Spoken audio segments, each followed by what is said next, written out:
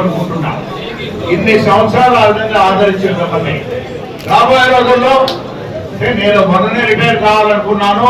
గౌరవ ముఖ్యమంత్రి చంద్రబాబు నాయుడు గారు లేదు ఒకసారి నువ్వు కూడా ఉండాలి, మీ అబ్బాయి రాఘవబాబుకు ఏదైనా విధంగా ముందు ఏదో పదవి ఇచ్చి ఆ తర్వాత ఎంపీని చేసే కార్యక్రమం నేను తీసుకుంటానని చెప్పడం కూడా చెప్పాను. కాబట్టి రాబోయే రోజుల్లో ముగ్గురిని మా కుటుంబం నుంచి ఆదరించిన ప్రకాశం జిల్లా నాయకులకు ప్రజలందరూ కూడా కోరుకునేది రాబోయే రోజుల్లో ఉండే ఎన్నికల్లో కూడా బాగుంట రాఘవరెడ్డిని మా అబ్బాయిని కూడా అదే విధంగా ఆశీర్వదించడం కూడా కోరుకుంటూ నా జన్మదినాలు అనేది జరుపుకుంటూనే పోతాం.